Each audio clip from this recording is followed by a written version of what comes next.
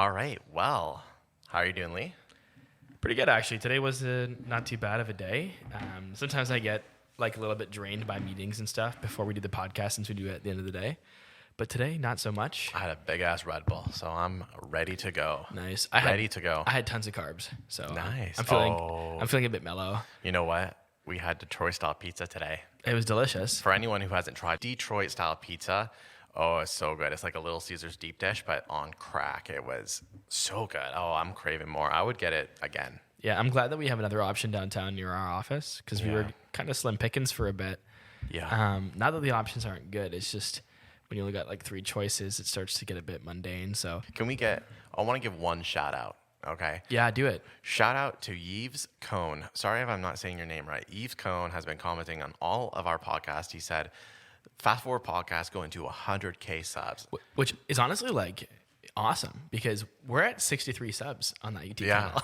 So Yves Cone, you are the GOAT. If you're listening to this, comment a GOAT emoji, because that's what you are, okay? The absolute GOAT. So thank you so much for doing that. If you are a listener of the podcast and want to comment, we would love to hear your input. We see all the comments. Trust me, all the comments. The Marvel one, we read every single one, and I still haven't slept since. So just joking. Yeah, stay connected with us. It's funny, we know this guy's the real deal, because at the end of one of our podcasts, we said, if you're a true fan, if you're a real one, comment pancakes. And we never had anyone comment pancakes, so we know he wasn't influenced by peers. But he commented pancake on the video, which means he really listened to the end of the podcast. So Yves Cone, you are the GOAT. I guess we're early. It's an early young podcast. It is early. We have to just really appreciate our fans. I always appreciate, and I always appreciate even the hate comments. If you want to say if you want to call us fat and ugly, please do so, because we love those comments. We love that you at least watch us. Engagement is everything. It is. We'll take the shit. Somebody called me an absolute beta. Yep. It ain't easy being online, you know what I mean? I feel like Lewis probably screwed us all with that short.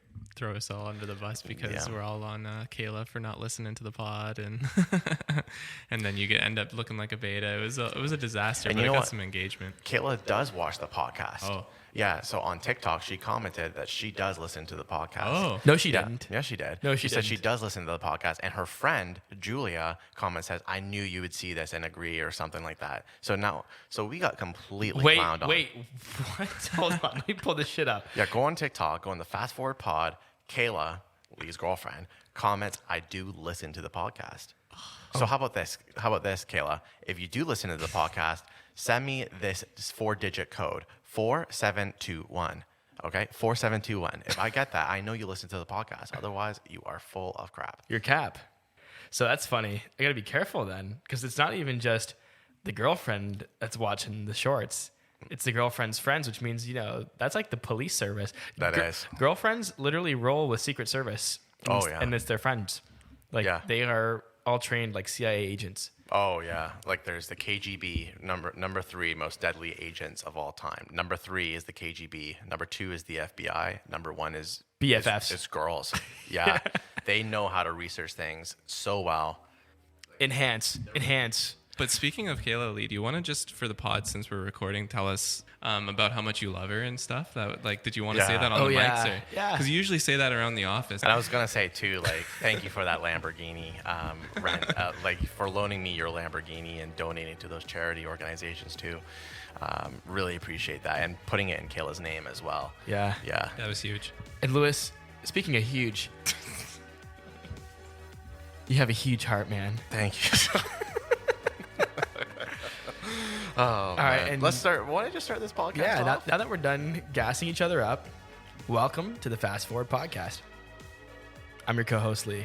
And I'm your co-host, Lewis, and welcome to the fastest growing Canadian tech podcast in the universe. This week, we're going to be going to the past with Apple, mega changes in AR world, and black holes. I also have a new game for us to play, Lee. Hit or flop. Let's roll that intro. I'm stoked for this game.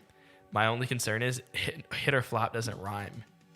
Yeah, I know. But hot or flop just seems like it might have been, direct. I don't know exactly. Hit or shit.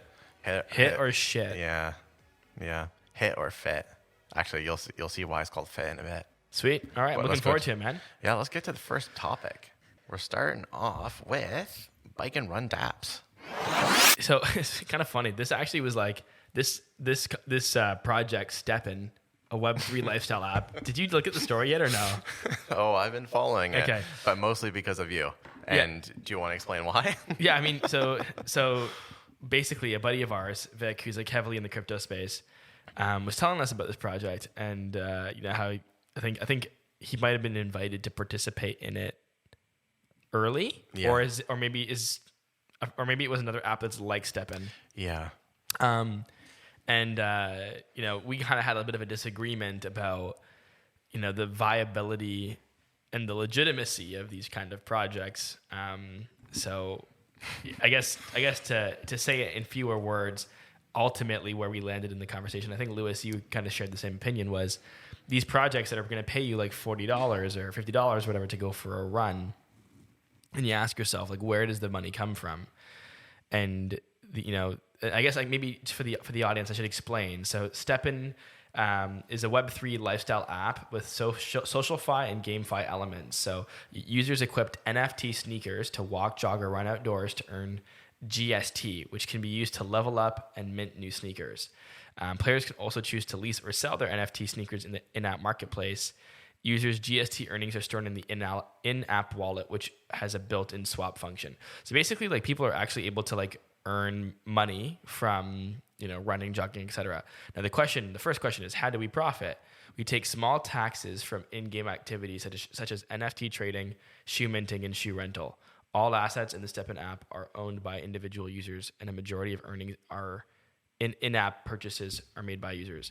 So anyway, my concern was that a lot of these types of projects, they're paying users with the same fees they're earning from the NFT sales from new users. So, Lewis is on the platform. He goes for a jog. I just bought an NFT. I'm paying you. So can crypto get you fit?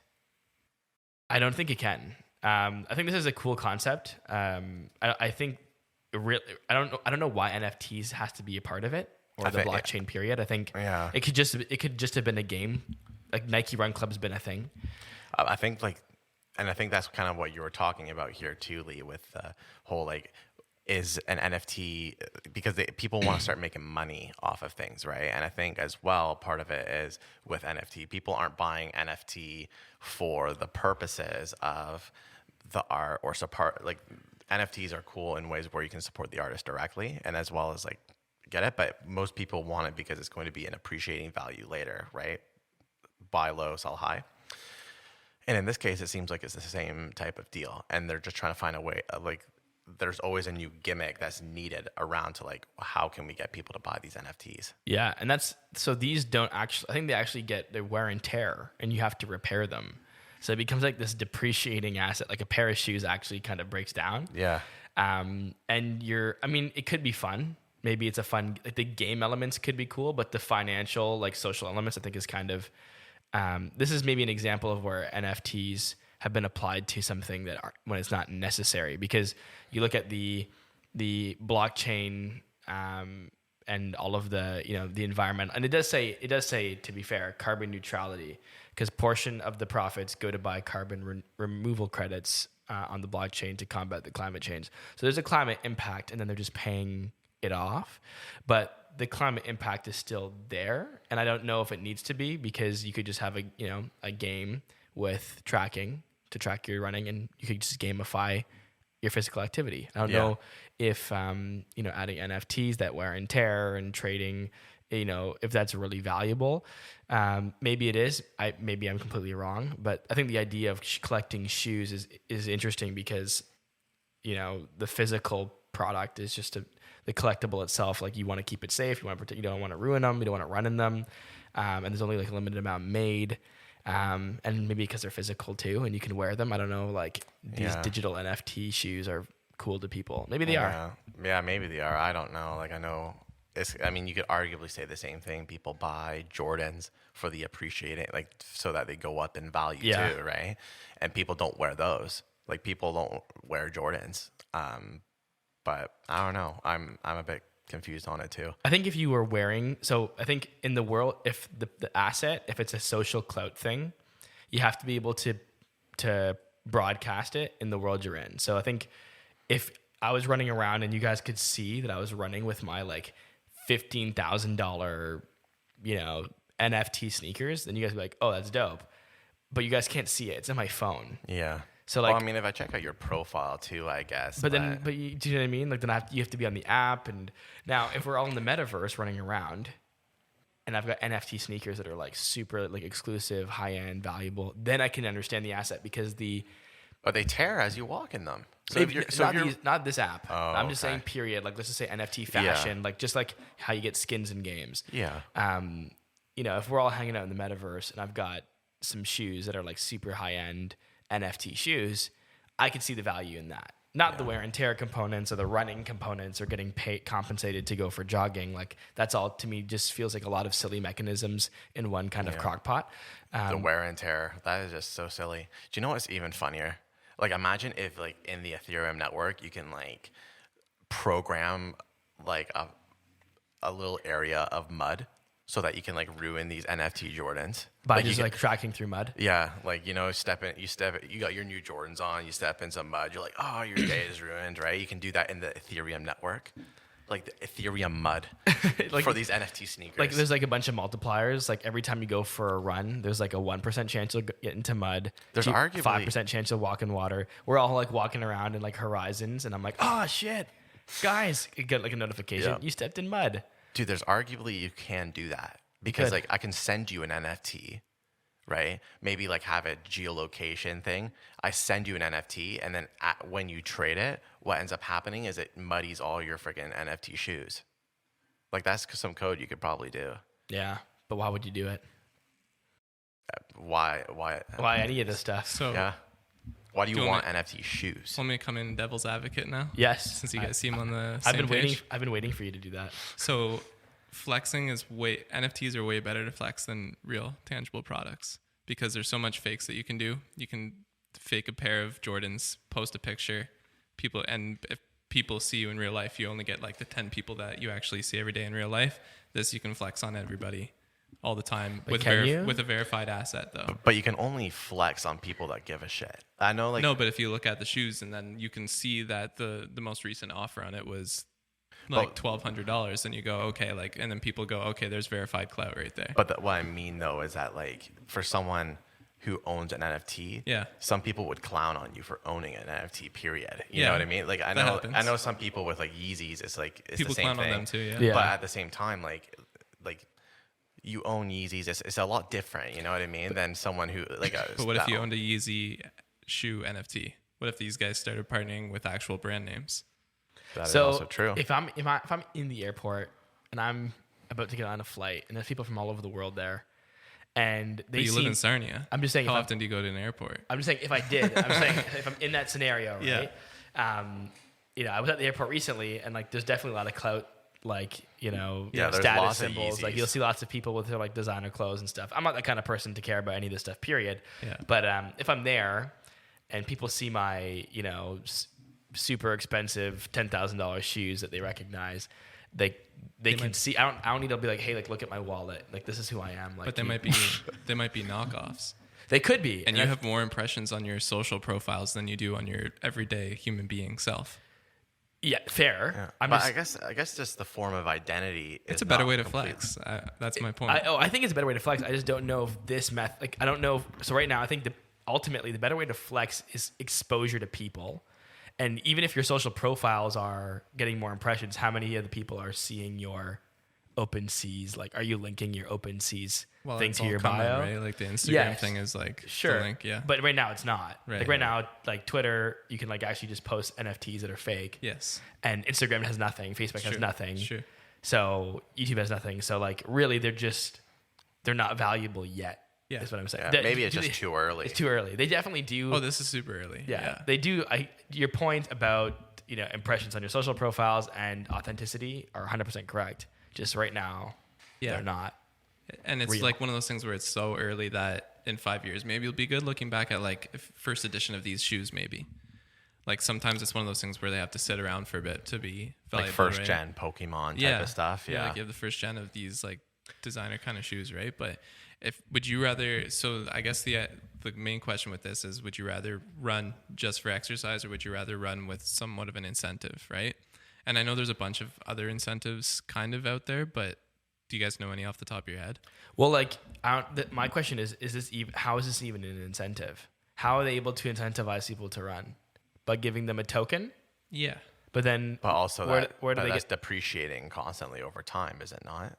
The token? The token, yeah. It could go either way, right? I guess so, yeah. I mean, Not the NFT itself. So you get the shoe, but then you also get like the token on top of that. That's separate. So that's not necessarily a depreciating asset. And I don't know if the actual shoes technically depreciate. I think that's just part of like their little game. Maybe that stuff's a little bit. But even the token, so the idea that you can get paid to run, period. I don't know where the money's coming from. So you spend $1,200 on your NFT to start, and then I guess that just funnel, like, I don't know. It's just a weird system. Yeah, that's how I agree. but that's like a Ponzi scheme. Oh yeah, almost, 100%. right? That was what we're saying. We're But saying then you get to a certain point where then they all of a sudden like partner with Adidas. Like I think that has to be the next step where like you're actually not earning money, you're earning like points to your next set of Adidas shoes. And like the more you run, like they're like rewarding you kind of thing. Like in the partnership that But way. even then, like they're gonna reward you the same they do in the real market, which is like, what does Adidas do in the real market when they're trying to like target people? They're gonna give you like $20 off a shoe, or they're gonna give you like a 20% discount. They're not gonna give you like $40 a run, because that's like the example I gave. Did it say somewhere $40 a run? No, that's what Vic was telling us when we were talking to him about it. Like he said that people were making like $20, $30, $40 a run. Yeah. That doesn't seem. Yeah, if it's like huge. even if it's like even to me, $2-3 a run is high, Because because like massive. Because like where are they getting the value? So the example was that I gave Vic was like Facebook. So Facebook offers this huge platform, and they offer all these tools: Marketplace, Messenger, Timeline, photo libraries, and they offer it all for free. So it's like, how do they pay for it to offer it for free? Well, they do it through like attention arbitrage, where they take our attention and then they sell it to advertisers, and advertisers pay for it, and then they give us all the services for free. So what I'm not understanding about the Stepin app is like, who's paying for it, if not just the users on the platform? So us as runners that are being incentivized to run are also somehow paying the other runners through the Ponzi scheme component of like buying the NFTs, doing the trading, paying the blockchain fees or whatever. Yeah. And that's where I'm like, where does that topple? Because once it reaches a mathematical equilibrium, it should do the exact same thing in reverse. Yeah. Unless they can save it by like introducing massively different mechanisms before it reaches that point. So I feel like this is like how they get off the ground. And then they have to have that next step in place. That was the pun. And I didn't mean to do that. But, next step. But yeah, I agree. They do. And if they do that, good, awesome. I think this is cool. I think the whole concept is actually fun. What bothers me is just the concern about where is the value coming from. Because when you give value to somebody, whether it's like money for a run, you have to create that value through an arbitrage somewhere else. That's just how it works. It's economics. And that arbitrage to me is happening on the users themselves. So they're somehow being cheated, or this money's coming from charity or something. Do you know what I mean? Yeah. Because they can trade that token for US dollars or whatever. And it's like, okay, where did this money come from? It came from somebody, right? Through the chain of events. Maybe the game is just so fun that people are spending so much on the game component that others can go and just run and make money. I don't know. Like right now, like Fitbit and stuff has your route tracker, and then people post that, right, with a picture of them running, kind of showing that they are active. So if they can make that like kind of fun as well, they might be able to catch eyeballs that way too, right? Yeah. So Yeah. it's super early. It's early. And maybe they too can early for it save to the financial side of it. And I think it's fun. And right now it provides no value, right? Which reminds me, actually, if we go to our rewind, here's another company that provided no value. You ready, Lee? Yeah. No, this company or this product didn't provide any value. Oh, okay. Yeah. And guess who it was made by? Apple? Yeah, because you already looked. No problem. So on May 29th, 1992, Apple announced the Apple Newton, And it's actually kind of funny because Isaac Newton, the apple dropping on the head, right? Yeah, it's clever. So the Newton was a personal digital assistant that could fit in your pocket, similar to a Palm Pilot. Have you ever heard of a Palm Pilot, Storm or Lee? Yeah, my dad had one. Yeah, like so huge. Like, I mean, I wasn't born or really around enough to be around this time, but the Palm Pilots and Kind of a cool name too, Palm Pilot. yeah, It's like you're like fully in control in the palm of your hand. Like, yeah, cool concept. it is a cool concept. And these things were really interesting at the time. They kind of took over everything. But anyway, CEO John Scully at the time hyped up the Newton for its handwriting recognition software and how it could order a pizza by moving toppings onto a pie and then faxing that order from the device. So pretty ahead of his time, actually, if you think about it, being able to order off of this, you know, this device that you were able to hold on your hand sounds pretty familiar. So, of course, we all know the story that the Newton failed because of its extremely buggy handwritten software. So it claimed that it could know what your handwriting is, handwriting recognition, and then an extremely large price point. So mixed with those two, it completely failed.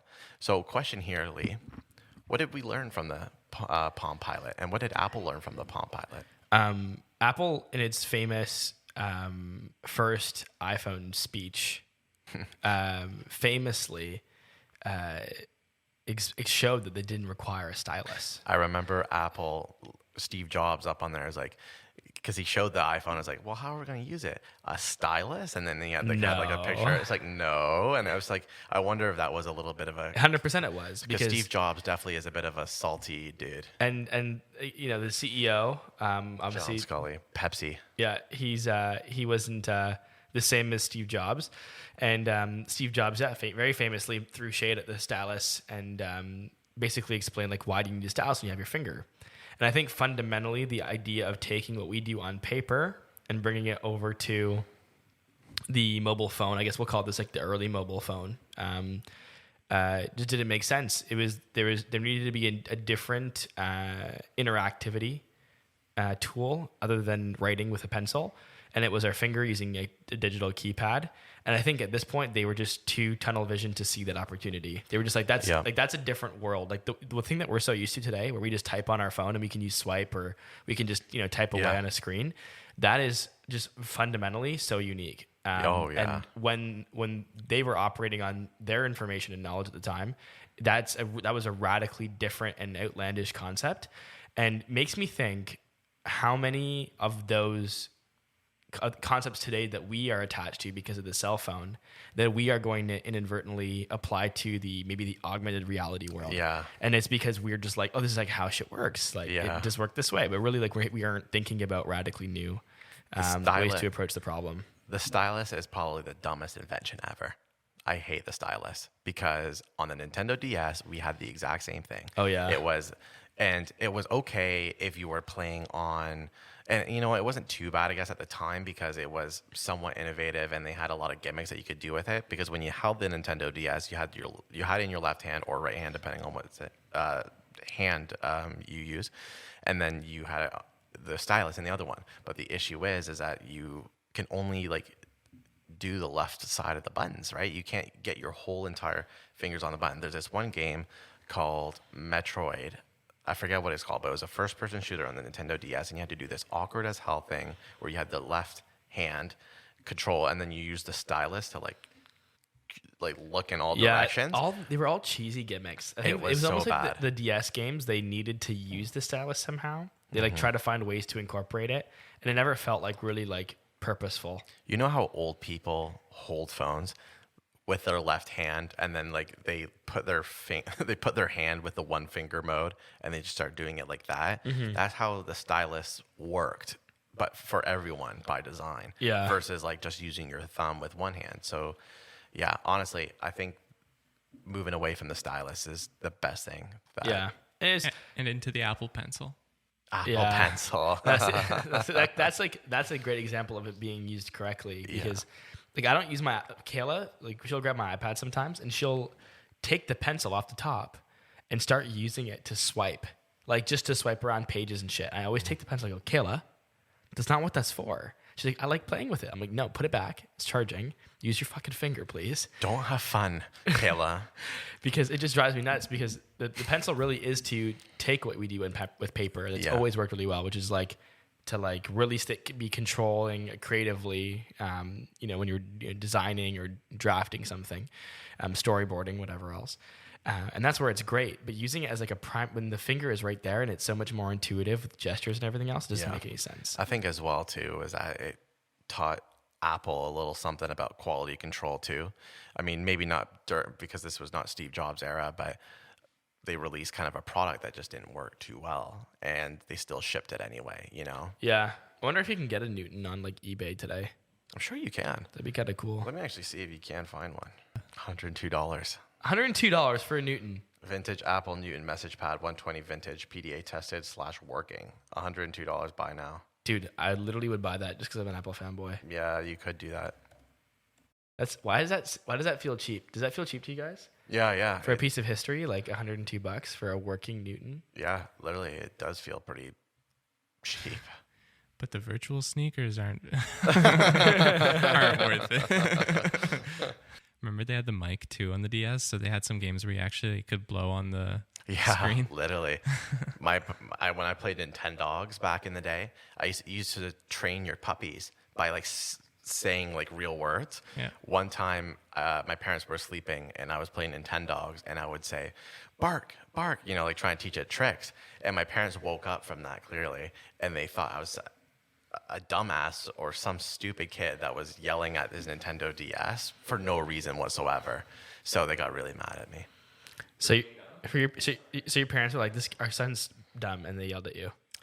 Yeah, I mean, and to be fair, if you had that understanding that you were yelling at your Nintendo DS, bark, bark, right? I think you would probably think like you got some major issues. I would think you had major issues, but I don't know if I would get you in trouble for that. I would be concerned. I was sleeping. Yeah, they were probably concerned. They're probably trying to slap the stupid out of me or something. That's worked before. But yeah, the mic on the DS was this little black hole. Yeah, that you made a lot of noise in. Speaking of black holes, Storm, apparently we can listen to them now? Yeah, so I came across NASA recorded a black hole song, and you can listen to it. So I thought we could listen to it and give our first reactions of... Actually, before we listen to it... I can listen to it through here. Do you guys want to do that? Yeah, absolutely. Okay, let's do that. Before we do, what do you guys think a black hole is going to sound like? What's your...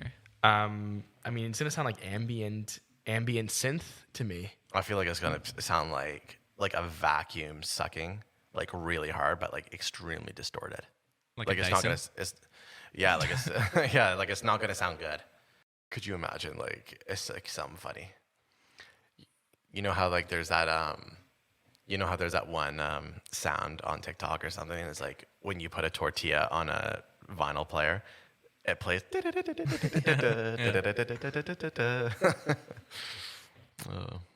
just gonna be the snore.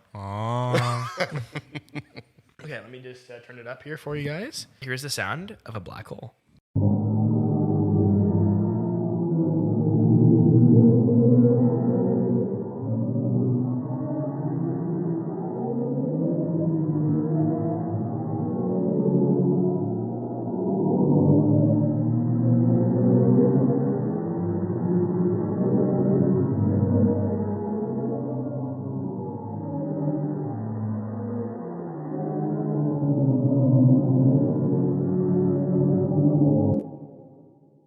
Sounds like a horror movie. If Bad Vibes had a sound. Yeah. Do you know what it sounds like? It sounds like, in the horror movies when they're like in like an abandoned like hospital or something like that, it sounds like if you amplified that like noise of nothing. Does that make sense? Yeah, 100%. Storm, can you explain how they made this work? Nope. I'm not that smart. Okay, let's see what it says here. I did read through it, but so they were resynthesized into the range of human hearing by scaling them upwards by 57 to 58 octaves. So what we just heard is low. Okay, where it actually exists is 57 to 58 octaves lower. Oh, than what we just heard. Yeah. Oh, so it's... Oh, how the hell did that happen? It just like sprung up, eh? So we had a little technical issue. We lost Lewis there. I'm glad that didn't smack you in the face. That could have literally been. That was the black hole. Oh So, man. so what could have happened is that the maybe we should all tighten that.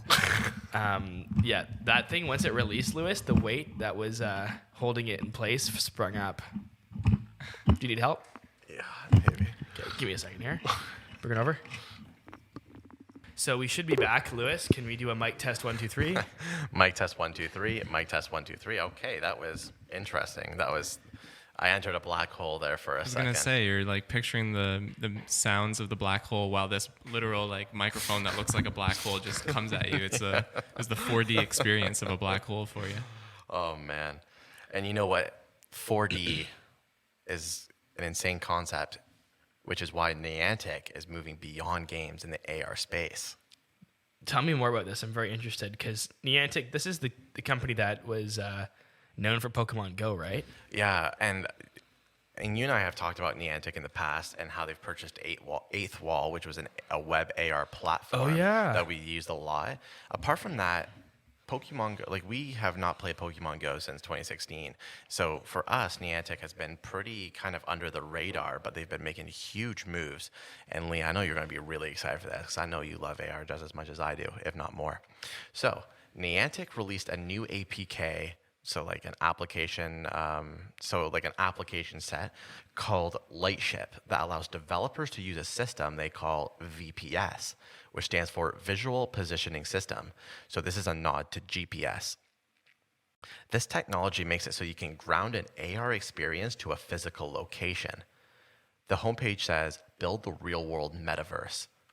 This can be used to develop a shared AR experience like a 3D multiplayer game at the same time. So they're really like banking on AR and like developing AR toolkits that people can use. Now, as well as this, Niantic is also releasing Campfire. It's a location-based social network that integrates with its games and future apps that use Lightship. So this might be a great play to get users to download the app in order to get access to the native hardware to power all the best AR experiences. So something that we newly back in the past is that AR is on the web is pretty cool with Eighth Wall, but still like limited. In terms of its latency, in terms of the way you use it and accessibility. But having like a universal app to power that, Love like it. Campfire, this might be the perfect way of doing that. This has been an issue for us in the past when we've worked on AR projects where we're like, we can do so much more in-app than we can in the browser, but it's hard to get people to download an app. Yeah. So now, if everyone's just got this app because from one experience or another, they had a reason to download it, now a lot of opportunities open up for them. I think this might be the biggest AR play ever made. I'm not even disagreeing with you at all. This literally is one of the biggest pieces of AR news that I've heard in a while, because the system that they're creating, the VPS, is going to be hugely important for developers to create awesome experiences. And I also think I just don't know if the world's really ready yet for VR the way that I think people are imagining it to be. And I think that for the next little while, AR has a lot more, to me, realistic, outcomes. And part of the reason is, just our spaces aren't designed for AR, or VR. Our spaces aren't designed in our homes, in our workplaces for us to like leave the world that we're in and not hurt ourselves and interact with this other world. I also think it's like a little bit disorienting, and I also think it's a little bit like, I don't know, hard on the eyes. And It's a bit gimmicky too. Yeah, 100%. I was at the park on the weekend with my kids, and I was this is where my brain goes as I'm watching my kids. I was thinking about, here's a couple ideas. Number one was a simple kiosk there where I could tap my phone and I could donate to the park. That was like my first idea. I was that's like, cool. you literally put it down and it just has a Apple Pay thing, and you could just like pick a number and pay. I thought that would be cool. And then I also thought about I saw graffiti and I was like, damn, that sucks. What if there was like a LiDAR-based security system that deployed drones? So like a city would have like 15 different locations, and then if they started seeing people like clowning around, they could deploy drones, and the drones would like film them and attack them. I thought that was kind of cool too. A bit more dystopian. Yeah, to protect our parks and the kids. Yeah. And then my last thing was like, I was playing with my son, and I'm watching my little one, Roland, and my oldest son, he's 8. He wants me to play with him, and I can't do both. And I'm just like, damn, I wish he had a brother his age, like I did. And I'm thinking about, he's like trying to play games with me, blah, blah, blah, play pretend zombies. And I'm like, man, how cool would it be if he could put on like his AR glasses and then really quickly scan the playground he's on, and then now he's playing like Nazi zombies. Yeah. And like there's zombies trying to get on the playground and he can just shoot them. Now you've got kids outside playing and having fun and experiencing, the outdoors and exercise while also getting the elevated experience. And to me, I think we saw all the kids back in the olden days biking and out in person, not ordering things online, going to the mall, playing at the park. And then everyone came inside, and we have a generation of basically couch potatoes. Yeah. And I actually think technology, even though it's the reason that it brought everyone back into the house, onto the couch, it could hypothetically also be the same thing that brings us all back out, yeah. And it makes biking safer, and it does wayfind. Imagine wayfinding on the bike, because like right now you want to go somewhere, kids rely on GPS. Well, now you've got wayfinding in your heads-up display while you're biking. Maybe when you guys go play sports and you're playing soccer, now there's a whole AR element to it where they can keep track of the score, and they can keep track of everyone's stats. Or maybe you're playing dodgeball and it can do replays, and everyone can see the replays on their screen of cool dodgeball moments. Yeah. Like every experience that we grew up doing could be elevated, I think, with AR. I think what just really is so cool is how they just developed this software to begin with, and the data that they used in order to like create like an API, APK that you can use. Like the fact that Pokemon Go, right? They have another app called Ingress, I believe. Not as popular, but it's the same kind of concept as Pokemon Go. But the fact that they use Pokemon Go, which was a mix of Apple Maps, Google Maps, whatever it is, mixed with the AR experience, they're kind of combining the two. Now, I think this is going to be a huge blow towards Snapchat, because Snapchat, I know, has been aiming to do roughly the same things because they are already heavy in the AR experience, and they use maps religiously, right? With the whatever that one feature is. You know what one I'm talking about, though? Which one? It's like when you can like pinch on the screen and then it takes you out to the map. Oh, yes. Yep. Yeah, and you can see stories all around the world. Yep. Some similar. So I'm wondering how Snapchat is going to respond to something like this. I think the reality is that the next like 5-10 years, we're going to see all the biggest players create platforms, and it'll be just like how we have like YouTube and Instagram and Facebook and Snapchat on our phones. We're going to have all of those interworking with our wearable devices, and you're going to come to a park, and maybe that park has been enhanced through Niantic and their Campfire platform, and then your kids can open the Campfire app and play games at the park. Or you might go to school, and your school is using Facebook's Meta platform, and you know what I mean? Yeah. Or you're at work and they use Apple's. Like I think that's going to be, and I don't think that's too far away from being an issue. I think that's why I think in this article here that Storm listed, is that they took Eighth Wall, they purchased Eighth Wall because they kind of saw that this was going to be an issue, like the different like metaverses, right? With Meta, and then Google, whatever, all these different players that's in the game. They wanted to create like almost like a agnostic, like just like a centralized version, which they knew they could have done through the web with web AR.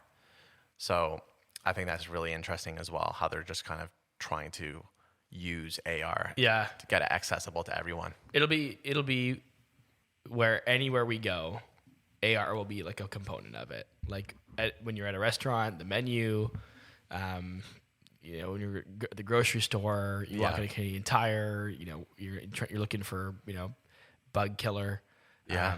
I mean, if you're using like AR and you're using the VPS system, like the possibilities are endless. You can trigger different types of you can trigger different types of experiences based off of where you are. Like imagine it's just opening up so much money. I wonder how much Niantic would be purchased for if they went to a bunch of big companies. Oh, it's going to be huge, and we should actually play around with this light chip project because if it's been released, we should take a look at it. I'm curious how much AR is going to remove from other parts of the economy. Like I wonder how many people are going to be, once it becomes mainstream, like I wonder what display like screen sales will look like. Will Yeah. screen sales go down because you don't need 10 displays at your workstation anymore? You could just use your AR headset. Will people stop watching TV on the wall? Will they just use AR glasses to do that? Even wayfinding. Like look at our local print shops. They do the wayfinding in buildings and they do signage. Like, is that something that you're just going to scan a QR code when you walk into a building and all the wayfinding is that way? Like, I'm really Probably curious just to see. trackers. I think they might stay here. Just taking you a little off track here. They probably will stay, but it'll now focus now on like AR trackers.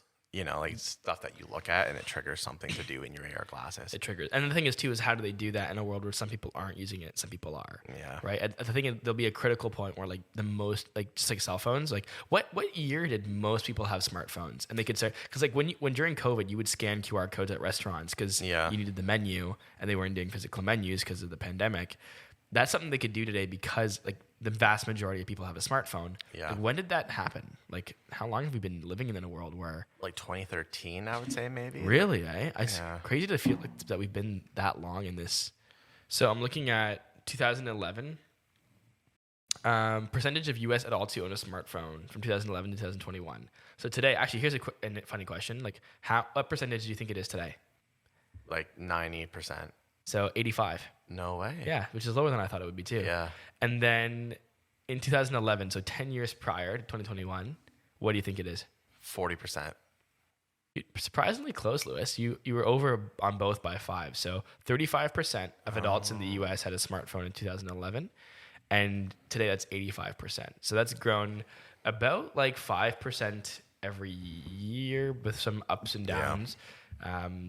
But take into consideration too back then that the data plans were, not even data plans back then, but even like in the last 3 or 4 years, data plans were kind of widely accepted everywhere at that point too, which is also huge on cell phones with like the QR scanning, et yeah, cetera. that's true as well. Yeah, it's kind of crazy. So, realistically, we're like a couple decades away from AR really being like this huge holistic part of our day-to-day life. Yeah.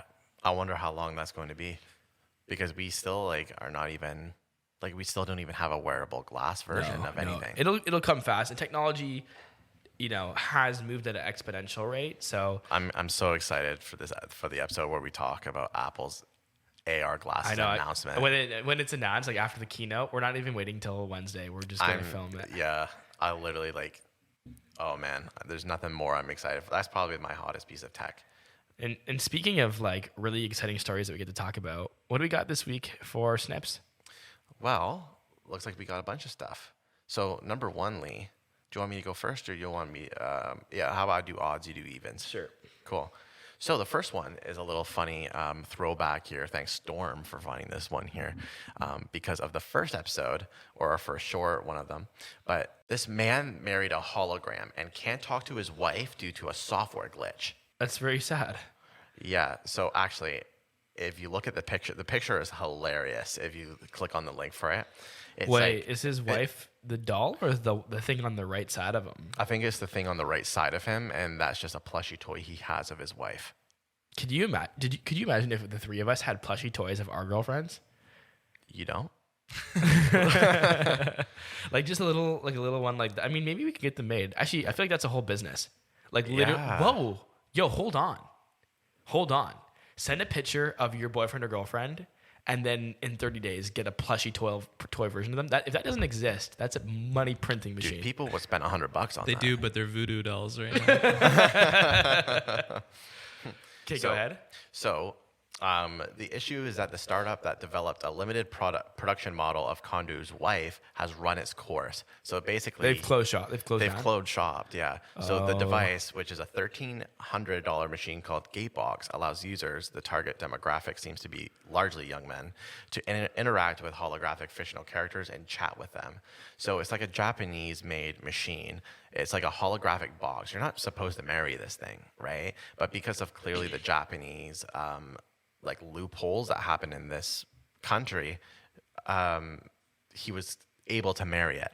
Hold on, he spent around $17,000 on the wedding ceremony. That's what it says in the article. Yeah, 2 years before the start of the pandemic, Kondo spent around $17,000 on a very unique wedding ceremony. dude. Yeah. I wonder how much he paid for his wedding shoes. No, I'm just joking. Throwing it back to Steppen. I'm just like, I mean, he's the kind of guy that would, clearly. He bought a wife on, she's like an NFT pretty much. yeah. Actually, she's not. She's fungible. She's fun. That's just kind of sad. Like, I know we're laughing about that, but like at the same time, it's I like, feel bad for him. If you look at his little face, I mean, if he really loves this thing, he might have real issues. also, sorry, can I also say that Futurism.com did this man dirty? The January newspaper reported on the marital troubles. This journalist literally said that this network error was marital problems that he had with his wife. Next story, Lee. What's the next story? So this one's I thought was interesting for you, Lewis, since you are a TikTok star. DJI releases a new Mavic Mini 3 that was designed for TikTok, and DJI is a company that I've been, a Huge. customer of since I was 17. So that's like almost 10 years now. 9 years ago, I bought one of They're an Apple company, right? I think they actually have an affiliation with Apple because Apple was selling them on the Apple Store, like on the website. I don't know exactly if they were purchased entirely or not. I believe maybe I wasn't 17. Maybe I was a little bit older than that. Maybe I was like 18 or 19. But anyway, I bought one of the first DJI Phantom cameras, which is a drone. And I've always really enjoyed my DJI products. They were always, back then they were a little bit buggy, but they were always substantially better than the competition. And today, DJI is like the biggest market leader in drones for videography. And the Mavic Mini 3 it's obviously the third iteration of its very mini Mavic that is used for, I guess, travel and, trying to stay underneath the radar of the rules around drones. Usually have like a certain weight limit, and the Mavic Mini tends to kind of fly under that radar by just coming in like literally like a milligram less. But anyway, the interesting thing about this drone is that it actually has a button you can press, and it switches from landscape to portrait mode. So they're kind of naming this drone the TikTok drone. So there's now a drone for TikTok. There's a drone specifically designed so that you can get drone shots for your TikToks. But yeah, what do you think, Lewis? You think you're gonna get a TikTok drone? I kind of have to at this point and try it out. Well, I mean, just think about some of the shots you can get in the office where it's like you're talking about coding, and then all of a sudden the drone just like, woo, and just like goes all the way back, and you can or see. like you code a specific thing for a drone. Yeah. Lots of cool opportunities. Yeah. Or you can, program a bot that orders 31 cheeseburgers and leaves a huge tip.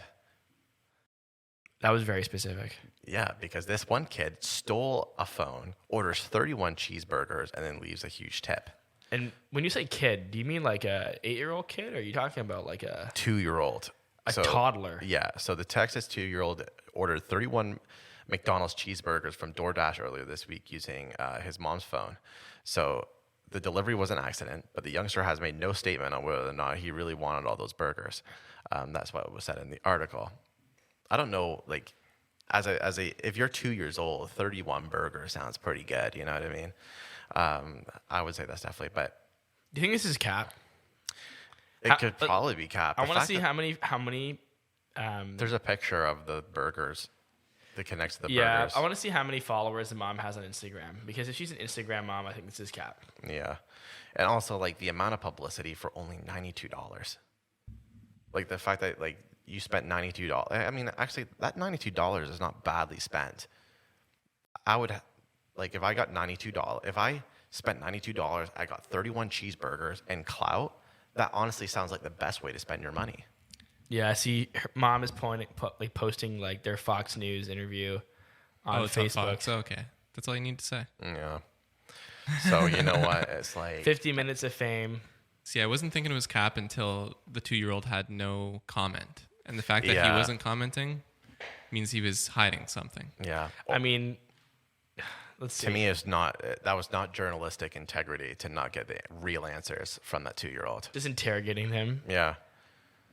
Just like slam on the freaking, I feel like there's table. a lot of buttons you have to press to keep going through. Pretty smart 2-year-old if he's able to navigate all the way to the end of an order on Yeah. DoorDash. I think cap. I'm thinking cap as well. But Mick Cap. It's Mick Cap. It's a nice story. Speaking of McDonald's, a lot, very often where I'm getting McDonald's is actually at the Walmart. Oh yeah. Here in Sarnia. Me too. And Walmart is expanding their drone deliveries to reach 4 million households, which is Whoa. huge. Yeah, this is huge. I'm also saying too that this is like McDonald's and DJI. Oh my God, it's kind of a combination of both. Yeah. I like how we had to transition from McDonald's to Walmart instead of putting the two drone things together. Just making it hard from the transitions. So wait, Walmart is expanding. Sorry, you do the TikTok thing here. Walmart is expanding its drone deliveries to reach 4 million households in the United States. Walmart is doing a gigantic takeover. Yeah, man, this is actually kind of crazy. So I don't know if you remember this conversation, Lewis, but me and the guys, I think you included, had this conversation about like who is really going to face Amazon. And I had done a lot of research on Walmart, and I think I actually recommended the stock to Vic, and he bought it because the research I was reading was that Walmart was going heavy on technology and had complete intention of competing with Amazon at a really intense level. Walmart has some pretty intense technology. 100%. And customer service is great. You always get easy returns and blah, blah, blah. I love Walmart. Anytime I do an online order and like my grapes come back kind of shitty, I just tell them they came back shitty, get my money back. So like kind of like the Amazon-esque level of customer service. And then you've got like really great optimization of their facilities and shipping and the technology inside the stores. But this is huge. The whole drone delivery thing was something that we thought really only Amazon was going to be kind of, and I'm not sure, is Amazon, maybe Storm, something to look into, is Amazon currently deploying deliveries through drones right now? So 4 million, there's 300 million people in America, so this is not a huge portion of it, but they've deployed it into a number of different states, into a number of different cities where previously it was just one city, one Walmart. So this is a huge first step, and if it's successful, they'll continue to do it. And the cool thing is, it's actually not them doing it themselves. They're actually using a company called DroneUp, which is like a drone delivery product service. And they're the ones actually helping deploy this expansion. What kind of weight can these drones hold? Do you know? Specifically under 10 pounds, I think. Okay. So under 10 pounds, and it'll be delivered to you immediately for $3.99. So if you're like, it doesn't have to be one thing. It could be a whole group of things that are under 10 pounds, yeah, in a bag, and then delivered to your house for $3.99. This is interesting because I regularly face this dilemma where right next to my house is a grocery store, and it's small in a nice neighborhood, so it's really expensive. Yeah. And for convenience, I have to go there, and I spend a lot of money. Mm-hmm. If I could just go to Walmart, which is like you have to drive, it's a long drive. The parking lot is literally bigger than the distance from my house to the grocery store I'm talking about. Then, it would be worth the savings, but at the time it's not. So now I could just be like, oh shit, I'm having friends over for a barbecue. I don't have corn. I don't have burgers. I don't have ketchup. I don't have chips. Add it to my cart. Walmart's drone delivers it within 30 minutes. That's crazy. And it's better service than like DoorDash, because like DoorDash is expensive. Right. Yep. I need to pay a tip. And you have to pay a tip. You don't have to tip a fucking drone. That's for sure. Well, if it does, I'll be starting getting pissed. The robot bartender on your cruise ship accepted tips. Fast forward, you're deep into the fast forward lore. I'm such a fan of the pod that it's all up here in my head. So fast forward Stan. Maybe he's Cone, yeah. Yves Cone. Yves Cone, aka Storm. It's what's that called when the letters get an anagram? An anagram, yeah, of Storm Astolfi. Amazon is not delivering by drone. And I wasn't sure. Like, I haven't seen a video or TikTok of like somebody getting a delivery by an Amazon drone. Well, Walmart's doing it to 4 million households. I think this means Amazon has a real competition. That means Walmart is going to be the first to go live. And do you know who's also going into live? Who's going into live? TikTok. What do you mean, like live streaming? Yeah, well, so TikTok's already been into live streaming. You go on, like, it's a huge part of their platform. Whenever you go on your For You page, you'll always go through some live streams, right? So that's been a thing. Yeah, but they're actually launching live subscriptions, which is kind of their way against Twitch and YouTube. So this is how a lot of people are going to make big bucks on TikTok. So what you're telling me, this is how TikTokers... Sorry. So what you're telling me is this is how people are going to get rich on TikTok? One more time. Yeah. People are getting rich off... People are going to get rich off of TikTok. So you're telling me this is how people are going to get rich on TikTok? Yeah, absolutely. So It's called live subscriptions, and this will allow creators to charge top fans recurring payments for perks.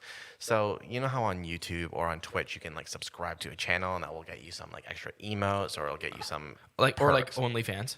Or like OnlyFans, yeah. Except it's not gate. I don't think this is gateway. Or sorry, not gateway. Hot. No, you know, Gated. like a gateway. Yeah, like Gated. gated content. It's not going to be gated Oh, okay. content. It's just going to be A way for like, fans to support. yeah, and like you get extra emotes, or you can like support the channel in some sort of way and have like exclusive perks. Maybe like you get priority chat, etc. So not like, you know, you get rated on your fingers. So yeah, this is what I found so fascinating with this is that right now TikTok has a really bad, like their monetization strategy is not good at the moment. On Live, you can already donate using their tokens, and that's a way you can support people with Live. But it doesn't necessarily give people an incentive to want to do that. So it's really showing that TikTok is going to be a huge player when it comes to content creation. Because beforehand, you just kind of did there for publicity. It doesn't matter. But now, like, people are going to start making big money off of TikToks. And is that because their fans can, and does it only work during like live streams or? I think this will only work during live streams, yeah. Okay. So, an interesting little concept. Well, I wonder where TikTok will go with this. I think for TikTok, any strategy that will put money in the pockets of their users, their creators specifically, is hugely important. Yeah. What I don't understand is why their monetization strategy is not good, because they do run ads. It's just like hard to like identify like who the creator is that benefits. So does that mean that they're just pocketing all the revenue they're making? Is TikTok sort of. very profitable? Like, is there, can I Google TikTok profits? Well, they're private, so you might not be able to. But the thing is that like what they do right now, for anyone that is not aware, is they do the creator fund. Because you're right, like because if I go to YouTube and I search up like Storm's channel, and I go on and I watch an ad that is played in front of Storm's channel, I can identify that Storm was the person that should like receive that revenue, whatever that is. So it kind of makes it like that's an easy system to do. Then YouTube splits at 50-50. With TikTok, though, it's not quite clear. When you're on the For You page, you can go through 10 TikToks before seeing an ad. So what they have done is they've kind of created an allocation of funds called the Creator Fund, where if you, depending on how many views you get, it kind of splits up the total percentage of views that were distributed across the platform, and it gives you your allocated chunk of that $1 billion is what they did. Now, this presents a lot of issues, obviously, because when the app becomes more popular, the less money you receive. Yeah, right? becomes diluted over time. So they're finding out, and this is a whole separate story, but they have found they are introducing a new way to monetize similar to YouTube ads, and they're taking less of a cut than YouTube as well. Oh. Yeah, so that's another interesting story. Right now, Creator Fund is not available in Canada, so yeah. Oh, that's why you're not on it? Well, yeah, like, so I don't get paid for TikToks. That's whack, By because TikTok. you have so many views. Yeah, but it is what it is. Did you know that Instagram has a creator fund for Reels? Yeah, but that's also not available in Canada. Well, shit. Can you use like a VPN or something? Or Well, I think they do it based off the Banking location and of stuff? your thing. Yeah, banking too. yeah, That is kind of dumb, isn't it? it is dumb. They got all the Canadians working for free. Seriously. Pay us what we're due. YouTube pays. Yeah, shouldn't be too hard. Yeah. You know who owns YouTube again? I think Google does. Is there a story about Google? Is there a story about Google? Apparently, they're trying a new Street View camera that's just 15 pounds, about a tenth the size of its current camera, and suitable for more remote areas of the world. Ah, I read that. So, I mean, I didn't realize that they needed to keep innovating for Google Maps, but I guess they have that big van with the big Yeah. camera on That it. is a bit, like, if you look at the video, that camera is huge. It's heavy duty. I mean, that's how people see it. People wave when they say, "Oh, the Google car's in town," you know, and everyone's out waving. Yeah, we can hear that on that. That was like 2000. Yeah, I think they made it in 2007. So and it was like revolutionary technology at the time, because it was like the first 3D camera that took a 3D photo, without having to like do some sort of like mechanical process. You know how, because part of me remembered £15, that's not too innovative because of the Matterport camera. But then I realized that the Matterport camera requires a spin in order to do it. This doesn't, right? So £15 is fairly light, I guess, for the technology that's required. And it's almost like you could wear it in a backpack, and like you could like take it to really cool places, like places that are not available by road, like trails, and you know what I mean? Yeah. So what I'm wondering is, if it's really, really small, maybe it's also really affordable. Like, could they hypothetically just like hire like hundreds of thousands of people across the world to literally just like go to crazy places with these and just make Google Maps? Like, you know, right now when you go to Street View, and it's like there's like the parts that you want to see you can never see. Yeah. Because they're just like they're beyond the barrier. It would be cool. And you know what? Since Apple Maps is kind of really starting to dig into the competition here with Google Maps, it would be cool if Google did some sort of like gig economy way of like people can giving you contribute that to it, and right? contribute, because that's the best way to do it, is just pay people to do it. Yep. Rather than them having to do it themselves, it's like the more square footage that you uncover in the world that you kind of materialize for us for the first time, we'll just reward you for it. Yeah. And it kind of pushes people to like go and basically could cover the whole map. Yeah, I think that would be pretty cool. It'd be sweet. It would either be a hit or a flop. You know what I'm kind of curious about? What percentage of the world is actually on Google Maps today? Like on Street View. Do you know? So here's a stat. So Google Maps now covers 98% of the world's population. So wait, is that last 2% like North Korea, or is North Korea on Google Maps? No, it definitely is not. Yo, have you like It'll that? probably be on Google Earth, or maybe like- not even that. Like, do you think there's Street View though for? No. Or if you imagine it's like a utopia. Everyone's happy I there. was literally gonna say the same. The little kid waving to the Yay. like the movie. We have lots of food. Yeah, like The yeah, Dictator. oh no. Or the interview. Sorry. Yeah, the interview. Yeah. Yeah. That sucks. So yeah, you guys are right. It's What's the show? Just blacked out. it just has no Street View. Yeah. That's a shame. I kind of want to see what North Korea is like. It's so mysterious. We all do, right? We all do. You all want to see what you can't have, right? That's Yeah. always the most enticing. Literally, just because we're not allowed. Like, I couldn't give a shit if it was like all there, But now I want to go. But yeah, that's too bad. It'd be kind of nuts though if you could like, ship a drone flies in this camera, and then some guy from North Korea is literally just walking around and documenting all of it. And it's just going to the cloud. Yeah. I mean, he'd probably die. Poor guy, yeah. but he could at least expose them, Anyway, you said something about hit or flop or something. Yeah. Like that. What do you absolutely. Hit or flop. Lee, I have a new game for us to play. Okay, what do you got? I'm going to tell you a technology, and you're going to tell me if it's a hit, or you think it's going, or if it's going to be a hit, or if it's going to be a flop. Okay. I'll tell you a technology. You tell me if it's going to be a hit or if it's going to be a flop. Okay. So number one is the Ray-Ban Stories smart glasses. A hit or a flop, Lee? Is that the one by Facebook? Facebook, yeah. I'm gonna say flop. Why a flop? Because I think the tool itself is not going to live long enough to catch on. I think it's going to be one of those things that it's got there's a cool concept there. I think by the time it catches on, much more versatile, comprehensive, and longer lifespan technology will come into place. And I personally just don't feel passionately about the product. Yeah, fair. Storm, what do you think? Let's go contrarian just to Ray-Ban's there's a reason why that Facebook chose Ray-Ban. It's been like a household name for cool sunglasses for quite some time. If we're going the AR glasses route, maybe they evolve with the times and they stick around and as like the cool option for AR. Yeah, well, they don't do AR. That's the thing. That's what if they were able to evolve as like it comes out kind of thing. So if they evolve, then I guess that kind of completely defeats what I was saying. I mean, like as it is right now. As it is right now. Oh, yeah. Right now it's just stories. So right now it just takes pictures and then. Oh no, then no. Yeah, cool. So both. Because I think people just like it's not enough for them to stop using their phone for that. You know what I mean? Like just use your phone for stories. Yeah. Having a whole pair of sunglasses for it, yeah. It just seems like too much work. Yeah. And then so number 2, Amazon Astro household robot. Have you guys seen that? No. So search it up here. I mean, the idea of a household robot sounds awesome. So what it is, it's just, so it's not technically out yet, but this is just me asking if you guys think it's going to be a hit or a flop.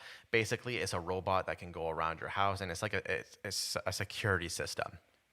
But it has like an AI, and it kind of just goes through your house, and then you can also, it has a screen on it. So it's almost think of like, sorry, just playing the ad here.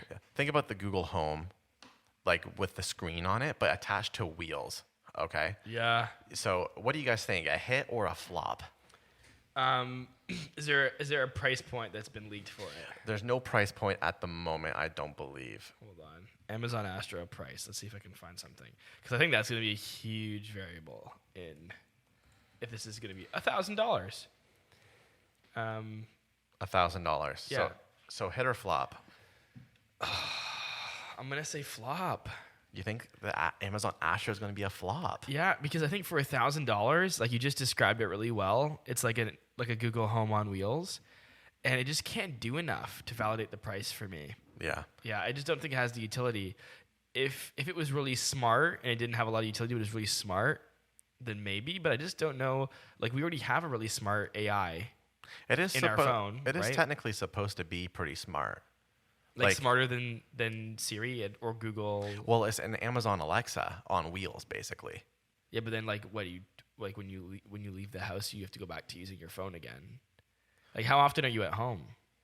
But that's the point of it, is that when you're not at home, it's like a security system. So as a security system, great, but I don't know, like I think someone that's buying this already has like Ring and other and then has. But this might be the replacement for it. Maybe, I don't know. To me, flop, because like, listen, if I'm at home, this is the only task this thing's gonna get. Set a timer. What time is it? What's the weather like outside? What's the score of the game? All things I can do with my phone. Yeah. And I don't have to like fucking know where it is. My phone's always near me. So I don't have enough uses for it. If it had arms and stuff and could carry in like groceries or take the trash out or like rock my baby to bed, that's a household robot I want. This robot is a glorified Google Home on wheels. It's a flop. You already have cameras where you need security checked on. So to have it roaming around your house looking at you naked in the morning is not something you want Amazon checking in on you. Literally. I was going to say flop too, but in the ad, it has a cup holder in it. Oh, okay. So it brings you beer. Oh, okay. In the ad, it brings the person beer. So how's he going to get the beer out of my fucking fridge, though? You can put a beer dispenser in it. So yeah, it's flop. Is it got one of the? Can you imagine? It's like, listen, look at my Amazon Astro can grab me a beer. Just watch how this works. And then it's like the Astro goes up to your fridge, and then you walk up to the fridge, open the door, take a beer out, put it in the fucking in the little holder, run back to your couch, and then have it slowly. I mean, I was thinking as soon as you started, I'm like, my brain went the same way. We should do a video, like a mock commercial of how it works. Of the Astro. You see, he's like tiptoeing in the background, kind of thing. Like that's what children are for. They're beer bringers. You know? Or your dog. Maybe it needs one of those ropes. That's on the handle, and that's how the robot's gonna do it. Yeah. Then you have an ugly fridge. All right. Third, Tonal, which is the smart mirror with the resisting training aspect. Is that a hit or a flop? So, is Tonal the one that was bought? No, that was bought. Mirror was bought by Lululemon. Yeah, this is correct. Tonal. This is something different. Similar vibes, though. Honestly, I know I've said flop like 3 times in a row.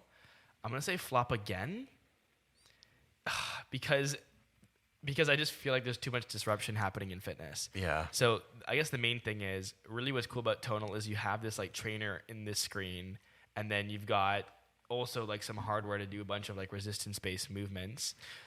I will say though, before I let you continue, this one is kind of like everything is cardio based, because cardio is the easiest to kind of do. This is the one that is like innovating because of the resistance training. So are you talking about compared to Peloton and the bike, the rowing one that just came out? Yeah. So fair enough. I'm not even comparing it to those.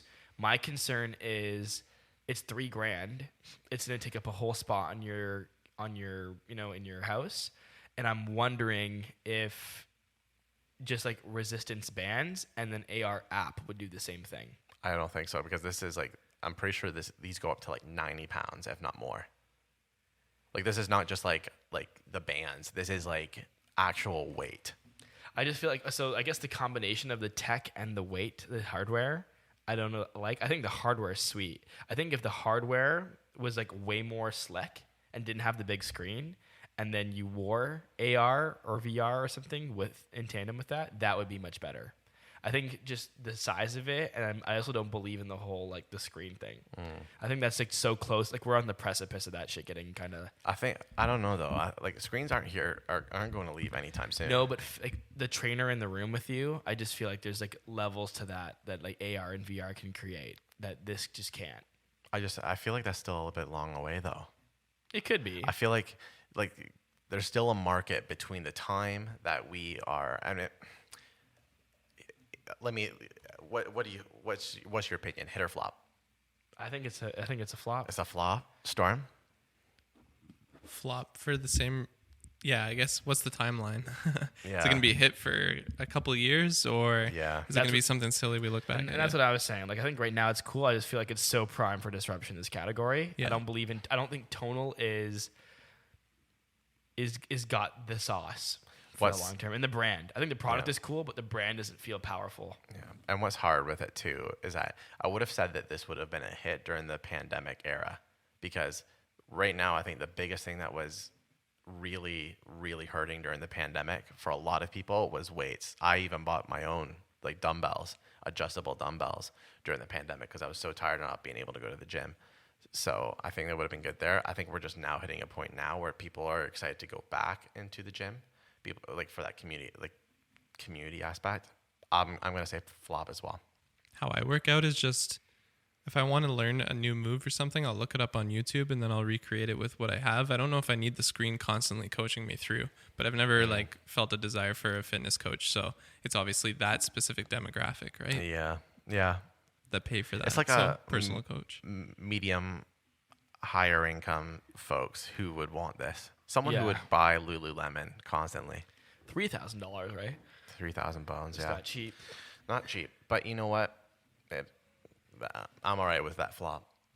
Number 4, Peloton. It's going to be the shake weight of this last couple of years. Yeah. We're going to look at it in 10 years and be like, that was silly. The shake weight is pretty. That's a funny way to put it. I agree. Well, I think they're already tanking Yeah. as a business. I think, you know what I think was the dumbest move is I think it was the software aspect of it. What do you mean? They sold you the physical machine itself, but you weren't allowed to use it unless you had a subscription to you couldn't just use it like on offline mode or nothing. Yeah, but that's like how it makes money. They But- make money off the software. Like the subscription is a huge part of where they make the money. Yeah, that's a huge part of why they make their money, but it's like they should have like broke even, close to breaking even on just the Peloton machine itself, or made some sort of small profit. And then the issue, but like you can't even use the bike at all. Yo, want to hear something crazy? What? Peloton reported its fiscal year 2022 first quarter financial results. Wait, what is it saying? It says on November 4th. I'm not sure. Okay, so this could be a weird headline, but basically it's saying it was a 6% increase from last year's same quarter in 2022. So wait, 6% increase. Yeah, I thought it would have been less than during the pandemic. Well, like 6%, but like pandemic like vibes have been over for like a year now, probably. Yeah, so So like why? But like what was? I'm interested to see like their overall. it's $805 million. Damn. I thought they were like slowing down a lot.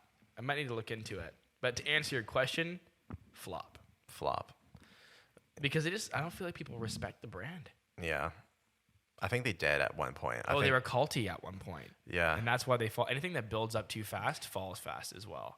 Do you know what I mean? I think that's what happened. They got pretty culty and weird, and they started getting kind of ahead of themselves. I think as an organization, they were hiring way too many people, spending too much money, and then, I know. I only know one person that does Peloton, and they don't pay the subscription. They just they did it for a bit, and it lost its like magic. They're over it now. The biggest thing was that it created a cult. You could say you were a Peloton member. And as soon as you lose the cool kids, then you're done. And so they're going to lose the cool kids eventually. And Yeah. they already have. Yeah, the cool kids move on to the next thing. Maybe tonal. Number 5, okay?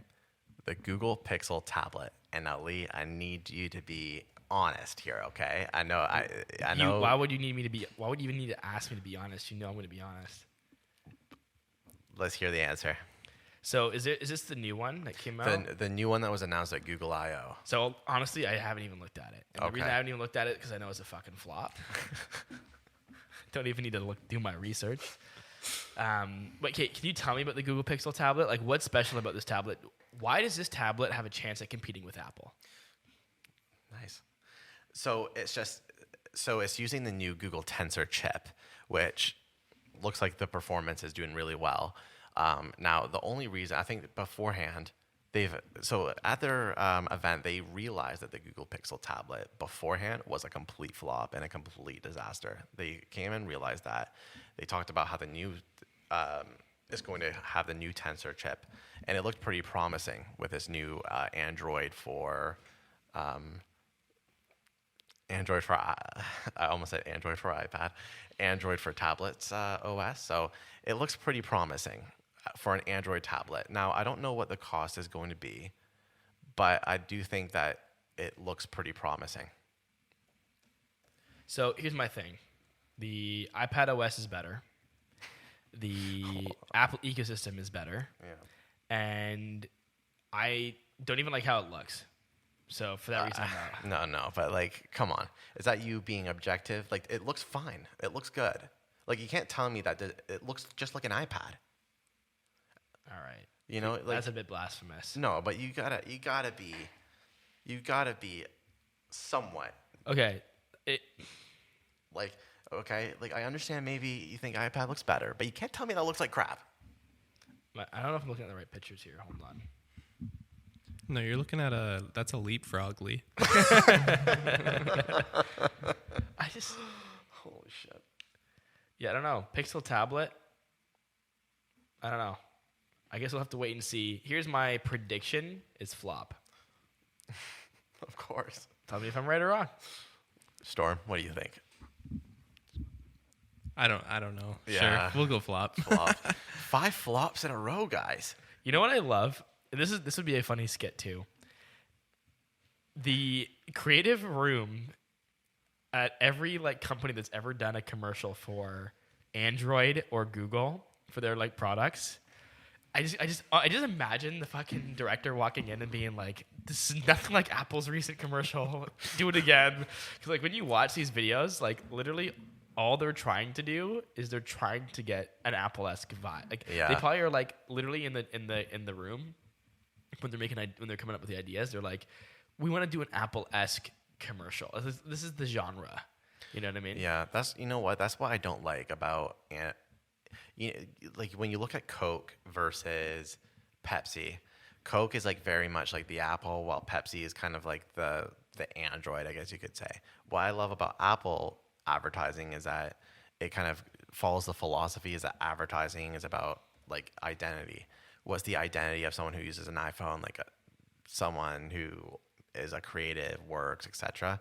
Like Apple is always doing that. Samsung ads are always just targeting Apple. Why you shouldn't use Apple, you know? Oh, this has a 25,000 megapixel camera. iPhone doesn't, you know, all that stuff. It's either the whole Android or Mac PC thing. They're either battling the Apple world or they're trying to emulate it. And that's what I'm saying. Like they'll talk shit, but then you'll see these commercials and you swear that it's an Apple commercial, and then it's like Android, Samsung Galaxy S21, and you're like, oh, what the hell? Like that was literally identical to what I saw at the Apple keynote. Like they steal the whole vibe, the shots, the whole the creative direction completely. And what's tough too is that like when they are, it's like, oh, we have a headphone jack. I remember Google did that. Oh, we have a headphone jack. You know, guess who doesn't have that one? Apple. But it's like, guess what? Their next phone, they didn't have the headphone jack. So it's like you just double down on your advertising, saying that Apple were dumbasses. And then did what they did. Yeah. And then look at the pods. All the Pixel pods, the Samsung pods. You know, Apple creates Galaxy Buds. The Galaxy They're Buds. buds, not pods. Yeah, like, you know, I almost feel like it's embarrassing to be the company that's constantly like copying and shit talking the leader. You know what I mean? I will say if you text a girl and the bubble's green, she's not texting back. Yeah, that's true. Yeah. So true. That is true. Samsung Galaxy. That was a test. Kaden used that joke last podcast. I want to see what you guys would say if I completely ripped his joke. I heard it before, but I don't know. I don't think it was on the pod. He hears the whole podcast and he knows. Yeah. Me and Lewis don't know what was talked about on the pod or offline. It's all a blur for us. Samsung Galaxy. Wow. Well, you know what? That's the end of the game. And speaking of Galaxy, I hear that's what the meme is about this time, Storm. Hearing a black hole was pretty cool. Do you guys remember when the internet first saw a black hole? The first picture? I don't know if you can go that far back. When the internet first saw, like, the first picture that they were able to capture was this at the top of this meme. That was the picture of the black hole, and of course the internet clowned on it. So it shows 144p. It doesn't look like much, right? It just looks like an orange ring. So 360p, it zooms in, and it's actually a donut. It looks like a Orange Krispy donut, Kreme, yeah. like very nicely glazed donut. And then 4K, it's actually a dog with a frisbee toy trapped around his snout. So they're making fun of how shit the original black hole picture was. And the funny thing was, like, the original picture when it came out, the scientific community must have been so pumped. And then the internet had it for 30 minutes and completely clowned on this huge scientific achievement. 1 minute. Yeah. Just by undermining the value of it. And, You know what? What if the melody that we heard of the black hole today was total bullshit too? Yeah, it could be. You know what I'm really impressed about? That dog. So that dog's snout is, so to be more clear, the dog's snout is through like the middle of a frisbee. And he's grabbing a stick on the other end, which means that it's like stuck onto him. He's stuck. He's in a stuck situation. He has to drop the stick if he wants to get out. But like, if you look at it, he can't even, like, it's definitely Photoshop probably, because how can he even drop that stick if it's around his snout like that? Yeah, this is a bit of a paradox. If he opens his mouth to drop the stick, he can't because the frisbee's there. Scientists are arguably still talking about that image. I would say there's more scientific questions in the third picture than the first. Why scientists should have done this backwards? Why did we not observe this dog stick? Instead, they were like, "Oh, let's take pictures of this freaking black hole." It's not even a good picture. Einstein wanted to pursue the world's greatest mysteries, and then realized that dog would drive him crazy, so he started studying space. I could just picture Einstein holding two pictures that are like, let's go with the space. Yeah, like, I don't want an aneurysm. That's probably Einstein's dog right there. He's like, should I investigate, Sparky's little mishap here, or like investigate 50,000 miles away in space? And this was the easiest one. Nice. Too funny.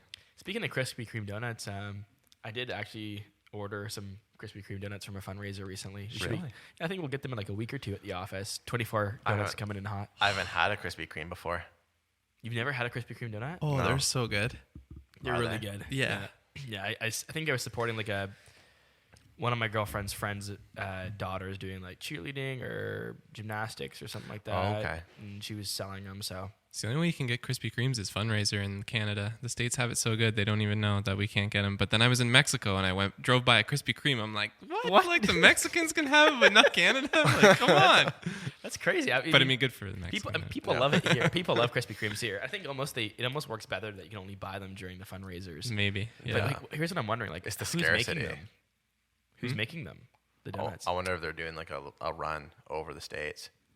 They must send them in frozen or something like that. I don't know. And then that's true. who's warming them up? Like the kids, because they come up pretty consistent. You know what I mean? Yeah, like they're that's not. It tastes Maybe like they I got sit them from on a it. bakery. So what you're telling me is it's more of a scientific mystery for the dog and for the donut. And the black hole is actually out of the three photos. Literally asking less questions about that. Black holes, whatever. You just you look at the black hole and you take a picture. And Like, you're what's hard about it's that? like it's space. It's a void of nothingness collapsing on itself. Whatever. It's a pretty simple concept. Like on my iPhone, there's a button that can take pictures, right? Just like shoot it up in the sky at where the black hole is and take a picture. It's not that, like, actually, I don't even know why this one's even there. That's 144p. I can take it in like 4K on my iPhone. If I ask a high school student, like, hey, like, what is a black hole? That's, grade 12 physics, they'll know the answer. Mm-hmm. If I ask them who's baking the donuts for Krispy Kreme in fundraisers in Sarnia Canada, and Sarnia Lambton, no one's gonna. they won't know. So I'd argue that mystery is much more untapped and much more mysterious. It's much more mysterious. I'm actually curious. I'm like not even like I know we're Yeah. joking right now. This is like a bet. I'm like really curious. Like who made the donuts? If you know the answer, let us know in the comments. Yeah. I'm gonna find out. I'm gonna ask Kayla to find out for me. I bet that person also knows who Jack the Ripper was too, Probably knows where Tupac is right now. and if Elvis is actually dead. Yeah. All right. Thanks for listening, everybody. Hope you enjoyed the podcast. As always, we are grateful for listening.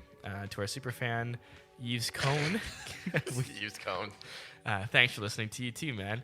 And don't forget to check us out on the podcast. Give us some reviews on Apple, Spotify, and also we post short form content like every single week. YouTube, Instagram, and TikTok. Don't forget to give us a follow there. And we'll see you guys next time. See you next time, everyone. Thank you for listening.